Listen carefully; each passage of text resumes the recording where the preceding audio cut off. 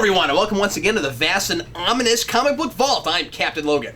And I'm Dan. We have 13 books to review for you, and it's all brand new stuff from just this week, which is actually really lucky because because of like snow and stuff. I was worried I wasn't going to get my books this week, and Dan was a little worried he wasn't going to get his books this week either.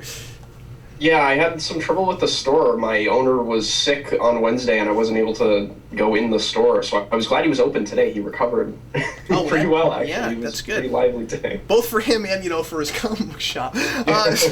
So today we're going to review lots and lots of stuff for you. And Dan and I have just 4 books that we both read, and then a number of things that we each read separately. And we're going to start off, Dan, with...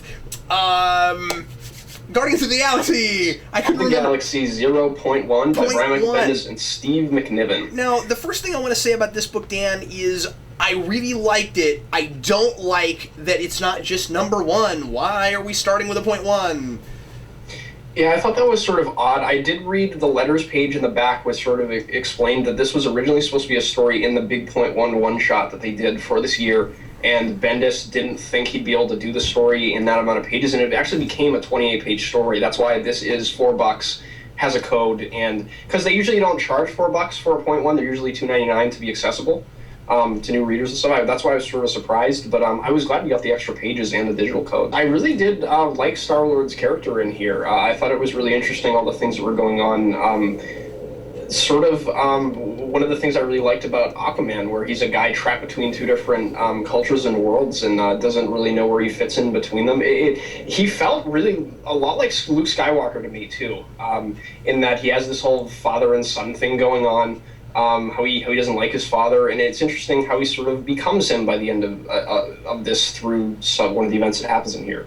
And simultaneously doesn't like his father, even all at the same time, and it's setting up a whole lot of domestic drama you're gonna deal with later on. Oh yeah, definitely. And I thought that Steve McNiven's art was very well used in here. There were some scenes setting up a relationship between Star-Lord and a woman in here that were completely silent, and I bought every second of it. I bought that these two, he meets this woman in this book, and they sort of become close, and it's sort of like a one-page panel grid of them becoming close through various scenes and things. And I thought it was actually really genuine, the little snippets of scenes they chose to show us. I really enjoyed that about it. It felt very old school to me in a really good way. I like that, and that makes sense because of the book that it is. I thought that it was a really good setup for, as it should be, for people that don't know these characters at all and who don't know specifically Star-Lord, because that's what it's about. It's setting up his backstory. And when I say it's old school, a lot of panels on a page. You don't see that as often anymore. I picked up on the same thing you did with all those great silent panels, and it was almost more fun reading this one digitally, which I did because when you read it in the digital reader and you look at it panel for panel, it's kind of more fun to like study those panels on their own without seeing them all next to each other, and I really liked that about it, because usually when I'm reading down a page, I have a difficult time focusing on one panel at a time, and looking at it like that in more of a individually sequential way, I really enjoyed that. All in all, I thought it was a really good story, and if you're not sure about the book, if you're not sure if you're going to buy Guardians of the Galaxy and keep going with it, it's a really good standalone issue. So I mean, you might as well try the first one to decide if you want to get your palate wet. Because even if you don't want to keep going with it and you don't care about the other characters, I think it's really good. It's really good, just standalone one-shot kind of thing. Yeah, I'd agree. I'd say if you're at all interested in Star Wars, this is a book that you might want to give a try, because this is sort of Marvel's version of that. And it's making me really excited for the movie, if that's sort of what they're going to be going for with that in here. We, like Cap was saying, we don't really get anything with the other characters besides Tony Stark. There's a little dialogue between Star-Lord and him at the end. But Bendis is, with the first issue, he's going to obviously introduce the rest of the cast of the book, and that's sort of why I'm going to be there, is because I want to see how he sets all that up. And I'm just really excited about everything Bendis is doing right now. I think he's killing it on every single book I'm reading from him, and I'm hoping this will be another great addition to the things I'm reading from him. Yeah, I feel like weekly we find ourselves just reviewing a whole lot of Bendis, because he's writing a lot of Marvel's, dare I say most of Marvel's biggest books right now, and so far I'm liking all of it. So I'm reading I'm reading the majority of what Bendis is writing right now. Well, let's go ahead and move on to Uncanny Avengers number 4. Wow, this is a piece of work, Dan. Yeah. What an interesting issue. Remender, I think, might be kind of showing his, a little bit of his own personal feelings about what society in the United States is like right now. Yeah, it was sort of a scathing critique of American society. And, it's really interesting to put Captain America in a position where he sort of visualizes that, and Red Skull's sort of showing him everything that's wrong with American society and how contrary to it is to how Steve sort of wants it to be and how it was when he was around in his prime. That was sort of what I really latched onto in this issue specifically. One of the things that I thought was sort of weird, I don't know if you picked up on this too, but I felt like this was written really old school, in that the characters were telling us things that were happening in panel, and there was narration boxes telling us things that were happening in panel. Like, Captain America got slammed to the ground by Red Skull, and it says, like, Captain America hit the ground, and things like that in the panels. And I thought it was sort of weird, because I don't remember a whole lot of that being in the previous issues, but I just felt like a lot of the characters' dialogue in fights was like Scarlet Witch being like, I'm going to shoot a spell at you now, and things like that, which I thought was sort of weird and unnecessary. Yeah, I didn't pick up on it. I don't know why, but like going back and looking at it now, you're right, it's really wordy. And I think I was just really engaged in all the Red Skull stuff. Yeah, the Red Skull stuff is really what I'm latching onto here. The Captain America Red Skull dynamic is definitely the main thing I'm here for. I'm not really all that... he had done some cool things with Scarlet Witch and Rogue and things, but this issue specifically, I wasn't really all that intrigued with what they were doing. I liked what he did with Havoc in here. That was pretty cool. One thing I thought was really neat was that there's an homage to the cover of Days of Future Past. Yeah, that was very cool. And that we got to see Red Skull Sentinels. This is another one of those books where I feel like Remender is kind of channeling to a degree guys like Morrison who like to go back and do the really silly stuff on top of really heavy, serious human stuff. He's been doing that from the beginning of this book. And you got things like Red Skull's got Professor X's brain in him, so he's calling his group the S-Men and fun things like that. But like I said, it's also a really, really heavy book. Now, having said that, I don't think it's preachy, because all that scathing critique comes from Red Skull's side, and so it's very much like Red Skull has kind of a point, but it's not that Captain America doesn't have a point either, and of course, spoiler alert, but Red Skull's gonna lose, you know what I mean? And so you get to the end of it, and it's I like writing like this, where you spend most of the issue really getting into Red Skull's head and getting what he's selling with somewhat of an unreliable narrator, where you have to decide if he really buys what he's selling as hard as he acts like he is, or if he's really, and how crazy he really is, if he really has much of a point, or if it's all kind of like really out there to try to, impress people and get people on his side, which, of course, he doesn't have to do that much because he can control them with his mind, after all. That was a big idea in this issue, I thought, in that they were sort of talking about if you tell yourself a lie enough, then it becomes the truth. And Red Skull was saying that to Captain America in how he viewed American society, and Cap sort of echoed the line after he, spoiler alert, beat him at the end. Sort of, which it's left in a really interesting place at the end of this book with Red Skull, where he loses,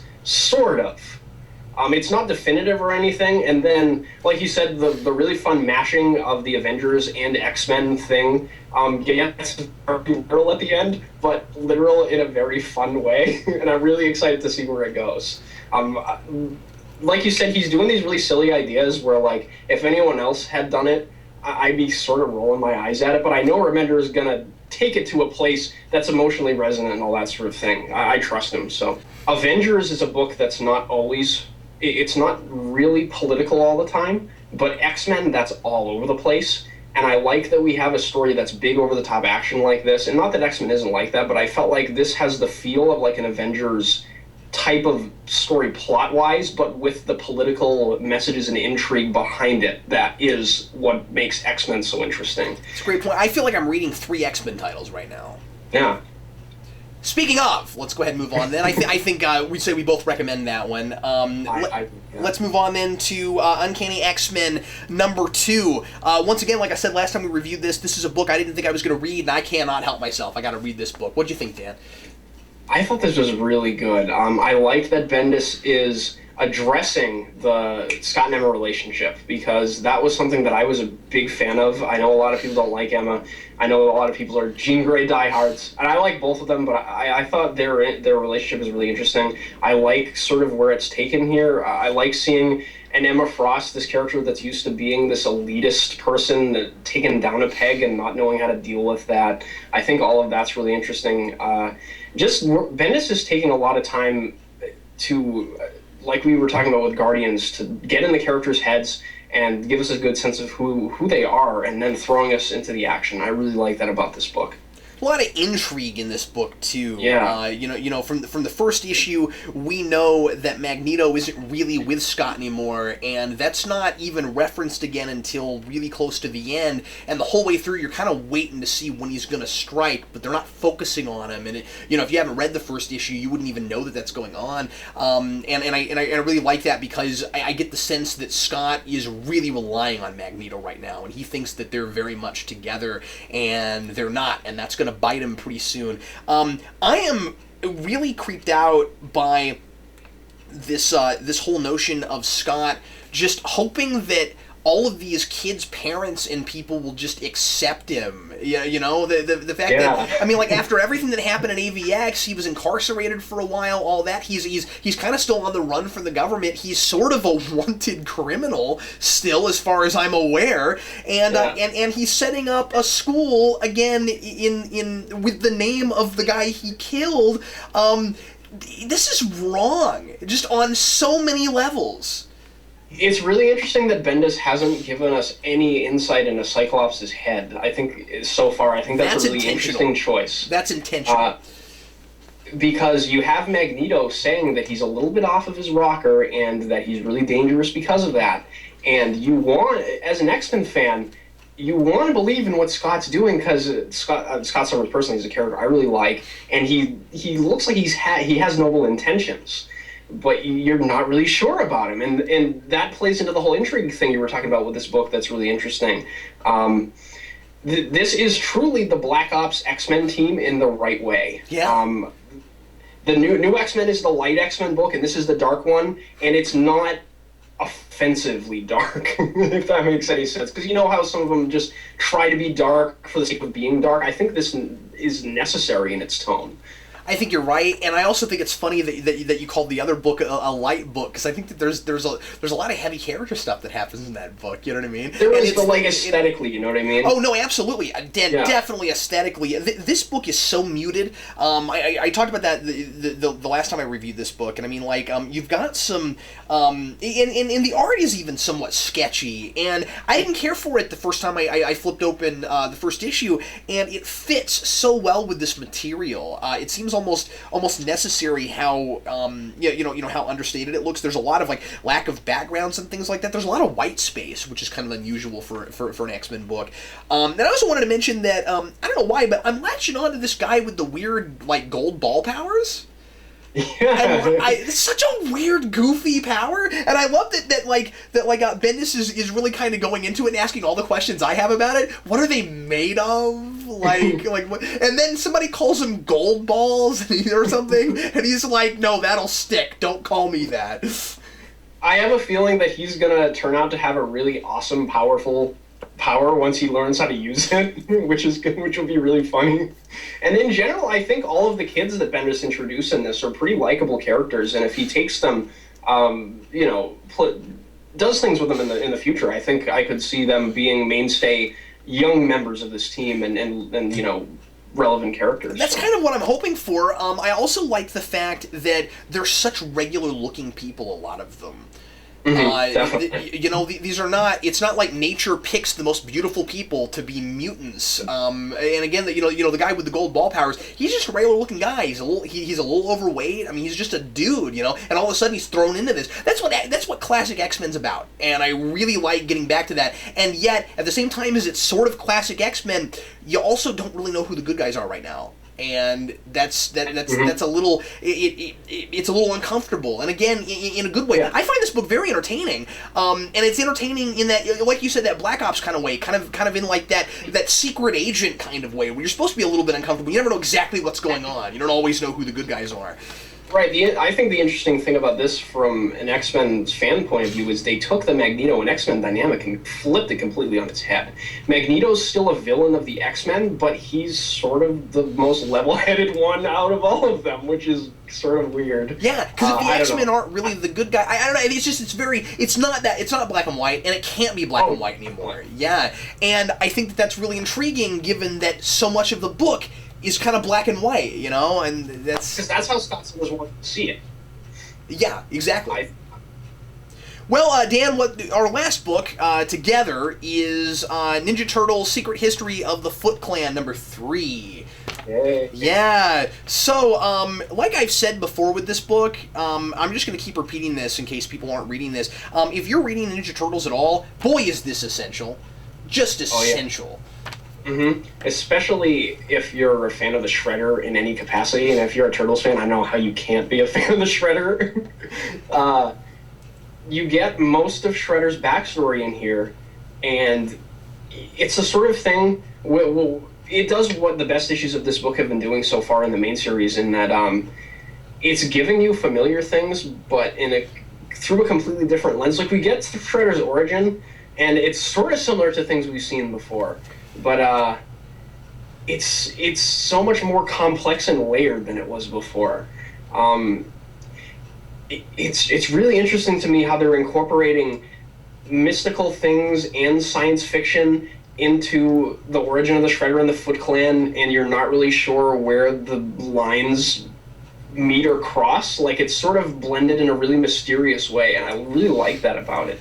I'm also really glad that it's not just straight up mystical, because I didn't initially care for the reincarnation idea, and knowing that the reincarnation idea is so deeply connected, as we knew even from the first issue of this miniseries, that it's so deeply connected to the science fiction elements that we've always had in Ninja Turtles, that you've got kind of the ooze is a part of this, and I really like that. I mean, that's a really cool idea. I also like that the Shredder is way more powerful than we ever thought he was. Yeah. I didn't expect the reveal at the end of this. I don't think we should necessarily give it away, but he's way more powerful than I ever thought he was. I think he's been holding back this whole time because Eric did a review recently where he reviewed the second and third trade, and his biggest complaint about it is that Shredder kind of gets his butt handed to him in that book, and I didn't really think about it like that, but I mean, he's sort of right that, like, at the end of that, it's sort of like he doesn't. You've been waiting for him to show up, and he finally shows up, and he's not really that threatening. And I wonder if that was done because they were going here, This book, I think, in general, raises a lot of questions as to things we've gotten before, where they're going, and they're really interesting questions. Like, we were talking about the reincarnation thing. They connected Shredder's immortality to a science fiction idea, sort of. You don't really know the full story yet. What if the reincarnation thing is somehow connected to science fiction? What if there's some sort of science fiction device that put their consciousness in these animals, and that's how Splinter perceived it, because that's what they explained all those science fiction ideas back in the day as being, as magic, because they didn't understand them. Maybe so, sure. It's just a really interesting thing. I think it's doing a very good job still of balancing the story with the Turtles and making it relevant to the things that are in the past. It's not the sort of thing where you have two stories going on and they're not connected to each other at all. it gives you information as the turtles are sort of discovering it, and I really like that about it. It gives a real sort of mystery quality to the story, and gives the readers a lot of credit, I think, because you're sort of piecing things together, as we were talking about before. Absolutely. And speculating about the origins of things. And I have to admit that this is... I'm not going to get everything out of it until I read the four together, because I am, and this is not a discredit to the book, I'm having a difficult time keeping track of all the history, only because I'm reading 20, 25 books at once, monthly, right. you know? So if I sit down and read these back together again, I think I'm going to really pick up on a great deal more of exactly what's going on with all the flashback stuff. I like that the Ninja Turtles are making such a big deal out of the fact that, well, once they start to learn, because I like that the Turtles are learning along with us all this history, and I like that there's this bit where the Turtles are starting to kind of freak out about the fact that Shredder gets to be a dude again.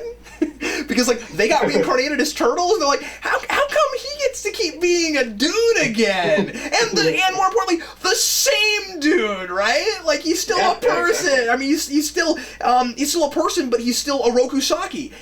And he's always a Rokusaki, and why does he seem to be immortal? You know, all of that, so... Yeah, it's really interesting stuff. I think it's really interesting just looking at the credits of this book that Burnham and the artist Santaluco, I think that's his name, are working so closely in the writing on this.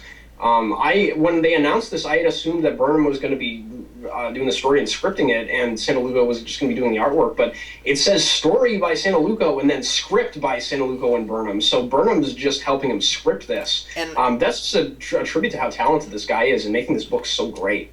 His art is fantastic. Yeah, I love his art too. I think I might like his art even better than the current book. That's not fair because it's good. I like this better, and I'm also impressed that this is so well integrated with everything we've read so far in the regular Turtle series, and none of the guys on that series are working on this book. Yeah, I don't know if this has the same editor. I didn't really check. I assume that it would, but the editors at IDW are doing a really good job of fitting this all together. Better than I've seen some of the Marvel and DC editors do. It's really good. I'm really impressed. What do you think of the character designs for the Turtles in this? Because they're really, really different, especially the masks.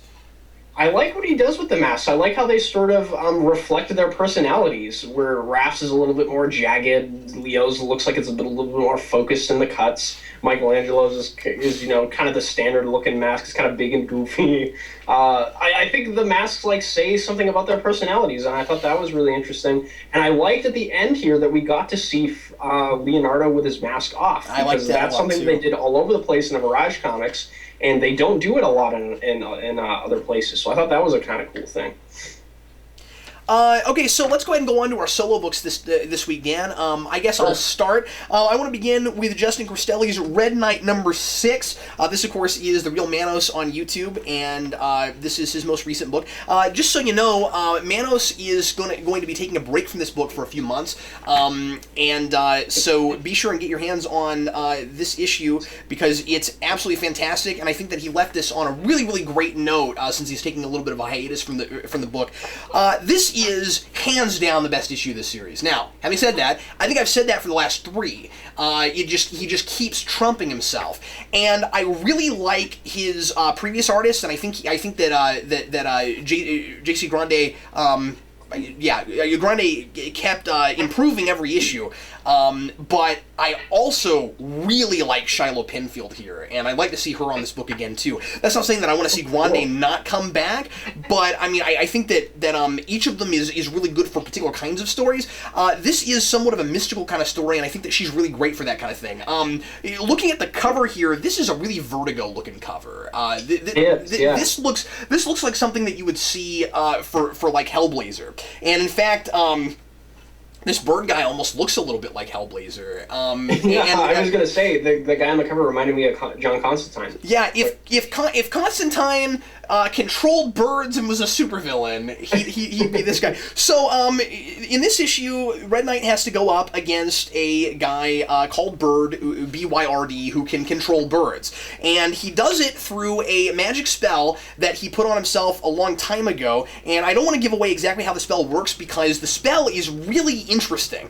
It was a really cool idea that Justin had with that, and you get to the end of the book or to the end of the issue, and without giving it away, the spell is kind of what exactly the spell is kind of the villain's downfall, which I really like, and it goes and it has a lot to do with who the villain is at the core and his guilt about the thing that he wants revenge for. That's all I'll say about it. But that's all really good stuff. I like that Red Knight's uncle, his kind of sidekick in this, sort of sidekick, almost more like his Alfred. How he's a little bit more.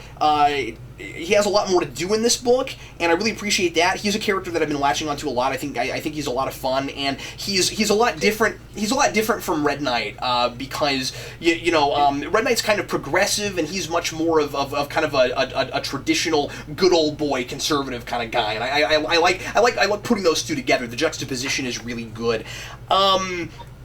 I can't say enough good things about the art in this. The panel layouts are really cool. They're really interesting, and it's really kinetic.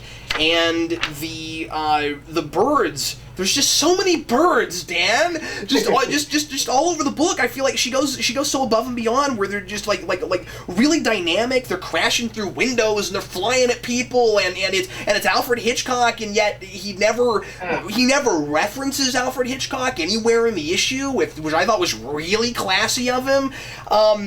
I don't have enough good things to say about this issue. I thought it was absolutely great, and I also really appreciate. Hopefully, this isn't giving too much away, but I also really appreciate the fact that he left the villain alive at the end, because this is a guy I want to see come back. I like that Red Knight's got some real supervillains happening. I mean, I felt like early on there were I liked Brick and I liked some guys like that, but it was very much. I mean, you had superpowered supervillains, but they were all kind of mobsters, and now we're getting a little bit more into the traditional like I've got this big evil plan and I'm gonna go do it. Yeah, and yet it's not too like oh, I've seen this before. He's doing some interesting original things with it. I love Dr. Sci-Fi that we got before. I just love the name too, Dr. Sci-Fi. That's great. And then here we've got this bird guy. So I feel like he's building Red Knight a rogues gallery, and that's awesome. very exciting.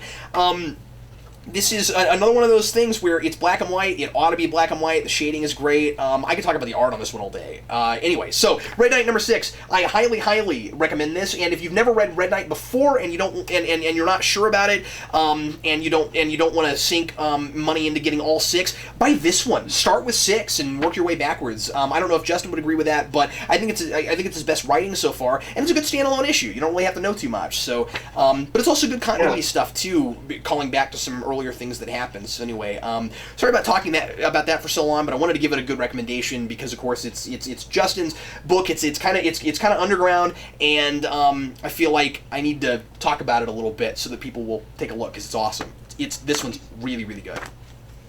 I'm glad to hear that the new or the guest artist worked out so well, because I was excited to see a different artist on that book and see how the world would look with someone else interpreting it visually. That's great to hear. I also love how she draws Red Knight in the face, because he has a lot of facial expressions that remind me of the Tick, and he's this really optimistic, kind of fun-loving, happy-go-lucky kind of character, so it fits with him really well, and he's got a lot of fun lines in this.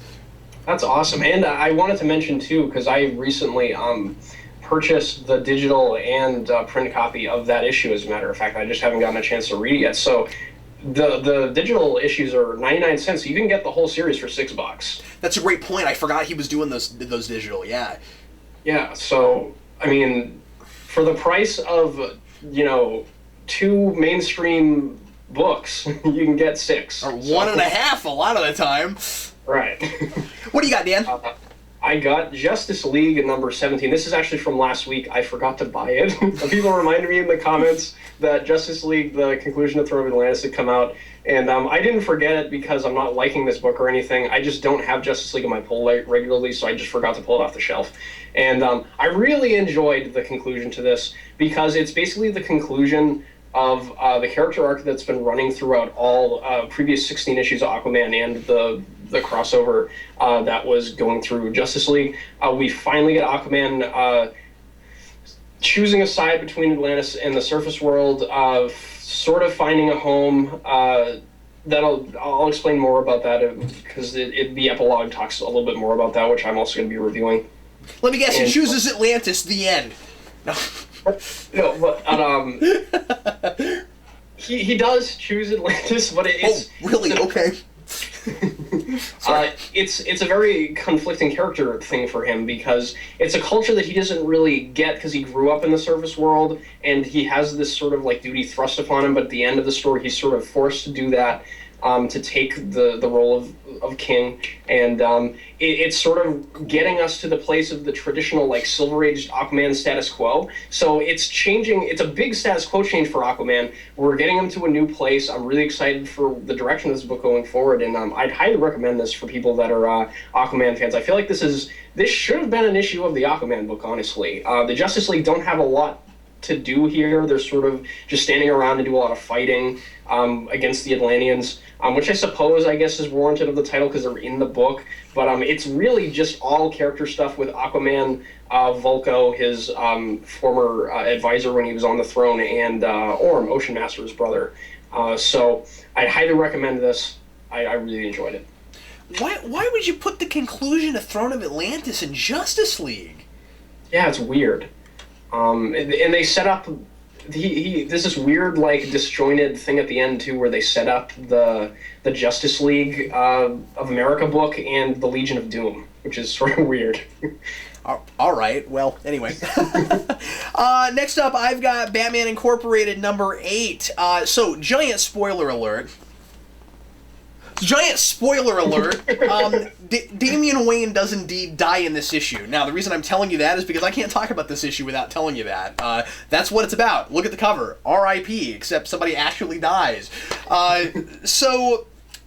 This was announced all over the news and stuff because apparently people on the news still aren't savvy enough to realize that people dying in comics, not that big of a deal most of the time. But anyway, now, to be fair, I don't want to undermine anybody's taste for Damian Wayne. This might be a thing for some people that really like this character, that were really invested in Morrison's Batman and Robin and things like that. Of course, that was an extremely popular series, and this, with Morrison doing this does not seem like it's probably going to be one of those deaths that is gonna only be for a few months and he's gonna come back to life, you know?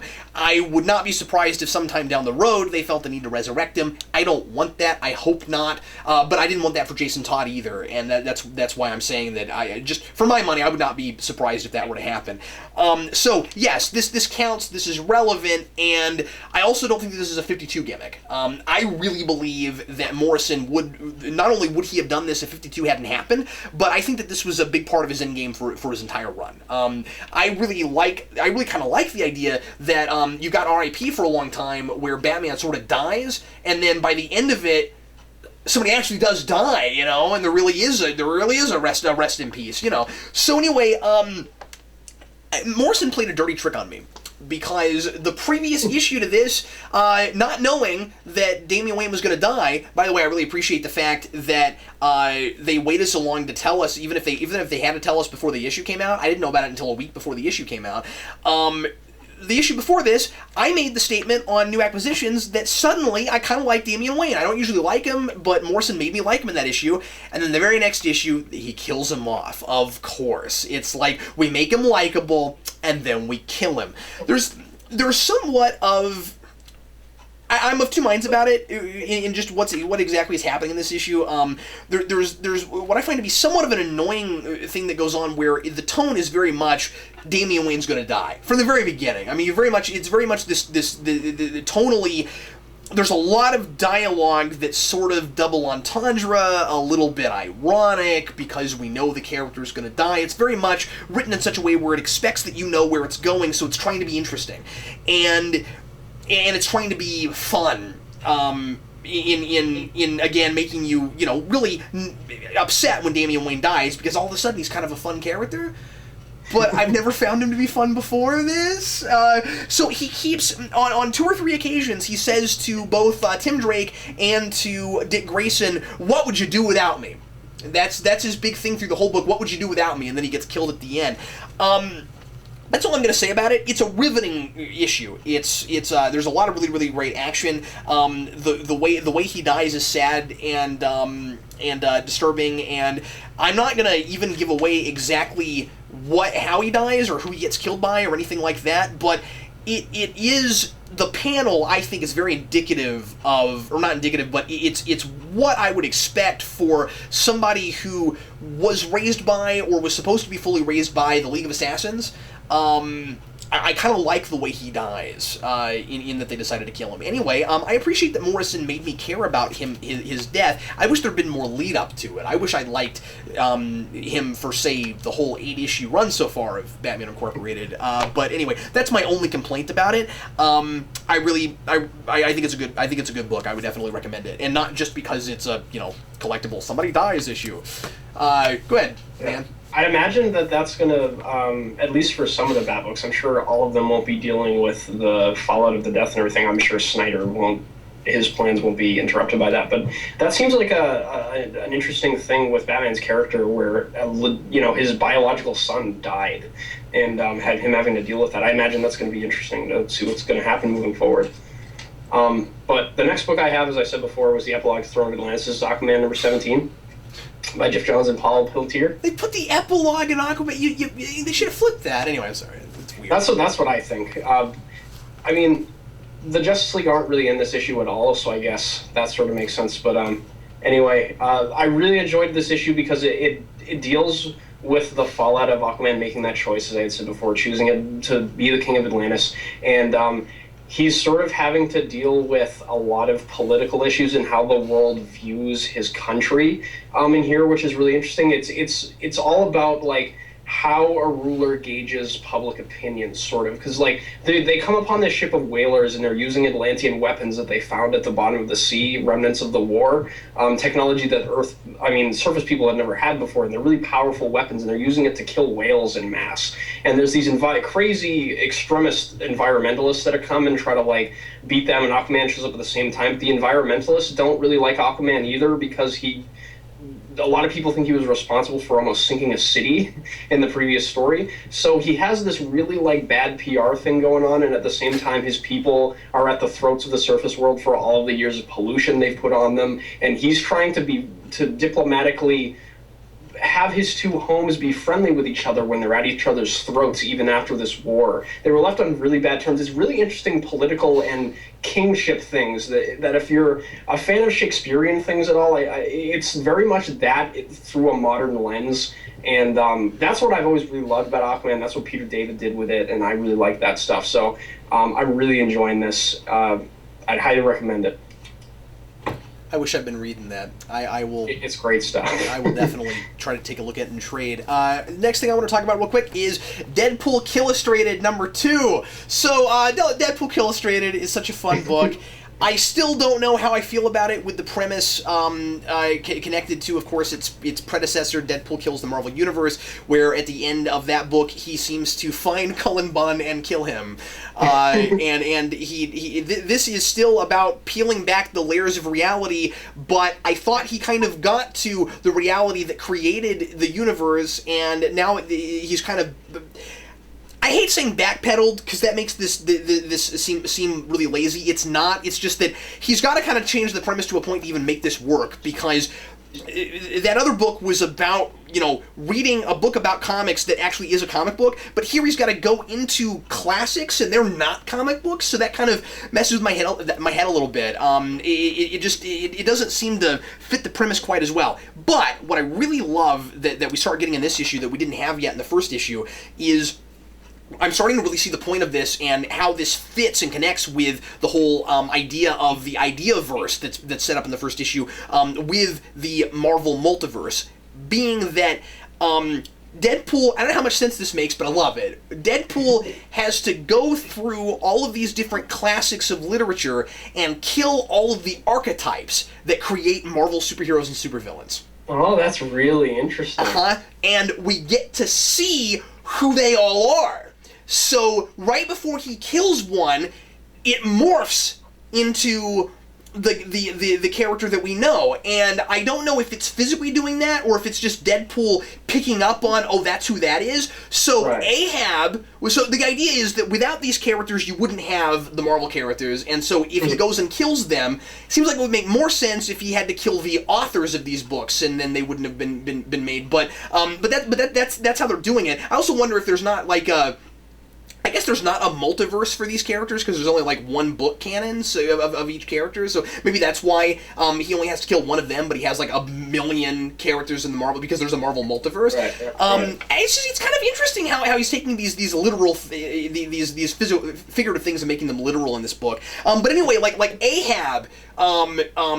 You wouldn't have General Ross without Ahab. So General Ross, Ahab becomes General Ross, and then he becomes Red Hulk, and that's really fun. And Elektra and a couple other female characters are from Little Women, and then you have and that one's sort of weird. And then you have like a myriad of characters that are spawned from Dracula, and so that's kind of fun because with Dracula you got Morbius, and to a degree you have like I have like Doctor Strange, and it's just really interesting some of the things that he does with it. And then Ghost Rider spawns off. Maybe I'm giving too much away, but this is the fun stuff of this book. Ghost Rider spawns off both, or not. I'm sorry. The Headless Horseman spawns off Ghost Rider, and he also spawns off Green Goblin. Because Green Goblin throws pumpkin bombs. There's some really fun stuff in this book. Anyway, it's extremely creative. Really great imaginative stuff from Cullen Bunn. Yeah, I saw an ad. I think it was in this issue of Hawkeye, as a matter of fact, where it's Deadpool standing in front of Scrooge as the ghost of Marley. I thought that was really cool. Yeah, that's the cover for issue 3. That's really awesome. I think I might actually check that series out. That's one of the first things I've ever heard the premise of that has me at all interested in reading about Deadpool. And what's really funny is that ad. It says it's a Christmas Carol, and then it says Scrooge is visited by 3 bullets. That's awesome. Yeah. Go ahead. This is Hawkeye number 8. This is by Matt Fraction, David Aja, and there is another artist. I don't remember her first name. She is Annie Wu, and she does these sort of really interesting pulp magazine covers for each of the stories as they're divided up in here, which is really cool. Which I really enjoyed. The cover looks like a Target ad. What was it? Sorry? The cover looks like a Target ad. It kind of does, doesn't it? All the red is because this is a Valentine's Day issue that deals with how Clint Barton handles relationships with women. And that's sort of wrapped around this story of like small-scale intrigue with this mystery safe that this woman that Clint had slept with before in the series, trying to figure out what her endgame is. And Fraction just keeps pulling the scope of this book back further and further every issue, and like Hawkeye does these little things that build up and become this grand scheme that's against him, and he doesn't really know what's going on. It's really interesting. Like, I don't want to give away who meets at the end to sort of address the Hawkeye problem, but it's a whole bunch of supervillains from the Marvel Universe, and when you see them all sitting in the same room together talking to the leader of the Russian tracksuit mafia, it's really funny. I really enjoy Hawkeye. It's got a really good sense of humor about what it is. Like I was talking about the tracksuit mafia guys, they say bro after everything they say. They all wear track pants. They're stereotypically Russian, and it knows that it's being sort of offensive, but it has a good sense of humor about it. And I really like that about it. It's really grounded street level superhero stuff in every sense of the word. It's Hawkeye like going around like in his everyday clothes doing stuff. I really like this book because it's so unique from everything else that's being published from Marvel or any other company that does superhero books, and it's really good. So I highly recommend this issue, but Hawkeye as a series in general is fantastic. My next one is the last issue of the IDW miniseries Star Trek Next Generation Hive, which was plotted by Brandon Braga and was a story about the Borg, and it's another one of those like standard Braga time travel things where everything's wrong in the future, and then somebody has to go back in time and fix everything so that you don't have the crazy future where everything is Borg. And you knew how this was going to end, right? This is not going to be a giant spoiler alert, because guess what? I said what the ending was in the first issue. That when you get to the end, the future is no longer run by Locutus and the Borg Queen. Are we surprised? No, we're not surprised. And having said that, this is a fun read, and I still love this art. It's really flashy. It's really bright, and this guy seems to just love drawing Borg, and that's fine because I like looking at. Very fitting for that book, then. I like looking at Borg. There's so much goofy stuff in this. Worf has an eye patch bolted to his face, just like General Chang in Star Trek VI. I think it's even on the same eye. And so that's great. There's a lot of fun stuff like that. I kind of want to give away the ending, but I guess I shouldn't. I realized when I said I called the ending, I called the fact that it was going to be a hey, this crazy future never happened thing, but I realized why Braga decided to come back and do this, and that is because there is if you're a big Star Trek fan, you're going to know who I'm talking about when I say this, especially this being a Borg story, but I'll say it this way anyway. There's a character that Braga always thought was a tragic character who was invented to die, and this character does not get killed in the series, and they kind of play around with it all the way to the end, and the character never gets killed off, but I always kind of felt, especially after I heard Braga talk about it, that this character should have died, and I realized that this series was created so that he could kill that character off, and the way it happens is kind of predictable, but I also sort of liked that it was done. It's not canon, so it doesn't mean anything really, but all in all, really fun series, and I'm glad I read it. Very fitting that we're ending with the two biggest franchises in the world. The last issue of a series with Star. I actually have one more book after your Star Wars book. Oh, okay. This is Star Wars: Age of the Empire: Hard Targets by number 5 by John Ostrander and David Fabry on art. And the ending of this series, I've been enjoying this series so far all the way through, but the ending of this was completely brilliant. I really, really enjoyed this. I've been talking a little bit about reviewing this series, how the Bond archetype is really heavily played here, as in Jan Cross, the main character of this book. He's sort of just James Bond in the Star Wars universe, and that's really fun for me because I love Star Wars, I love James Bond. And it's this classic sort of Bond ending here where, at least in like the Craig films and some of the films that were closer to the novels and the novels themselves, where Bond, or I'm calling him Bond now, Cross, looks like at the ending of this, something happens and you don't really know what's going on, and Ostrander pulls the layers back of how the ending occurred event-wise, and he defies your expectations every time he pulls one of the layers back. At first, I thought Cross was a really scummy, disgusting person that I didn't really like at all, based on the ending of this. And then he pulls something else back, and you realize, no, Cross is just so smart that he beat everyone at their own game, even freaking Boba Fett. It just, like... And it's based on this incredibly high-stakes gamble that Cross makes, and you buy it because he shows you that he's that smart. It's not like the typical James Bond thing where he just gets out of it because he's James Bond. You buy it. And I really enjoyed that about it. There's been this thing going out throughout the whole series, too, about safety and how safe people really are in a world where there's all this political intrigue going on, and anyone can literally be your enemy. And one of the main characters of this book escapes because of Cross. He goes out of his way to help him escape, and he gets put on Alderaan. to permanently live, and Princess Leia's father says, "Don't worry, you'll always be safe here," and that's how it's sort of left at the end, and it's really sad, and it does not. Obviously, the people in the book don't know what's going to happen in A New Hope, where the planet gets blown up, but it makes you think, like, how safe is anyone ever?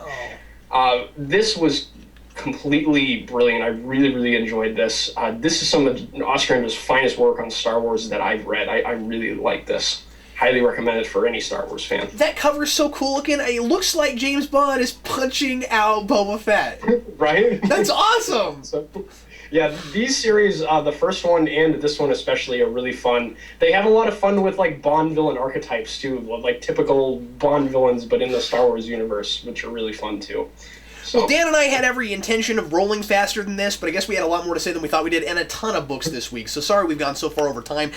This was not as rapid fire as we intended. But the last thing I want to talk about briefly, Dan, is Batman the Dark Knight number 17. I've been kind of on the fence about whether or not I'm going to keep buying this book, or not. That makes it sound like I don't like this book. This is a book that I've never had on my pull list, and every now and again I'll pick it up, and every time I read it I'm like, wow, I really like this. And then I have so much other stuff I'm reading, and I always feel like I have enough Batman. I'm like, I don't want to read more Batman, but then I'm like, yeah, but it's Greg Hurwitz, and I love Greg Hurwitz, and and I said back when they did the Penguin thing, hey, they need to give this guy a Batman book, and then they gave him one, and then I'm not reading it. So I read 16. I really liked it. I really like Bruce Wayne's current girlfriend. They broke up last issue, and I was really sad about that, but it didn't feel like the kind of thing where she was going to be gone and they'd never bring her back. It felt very much like there's a build-up going on, and that she's going to maybe be more of a permanent staple. And Alfred and Bruce talk about her this issue, and Alfred says, Bruce says,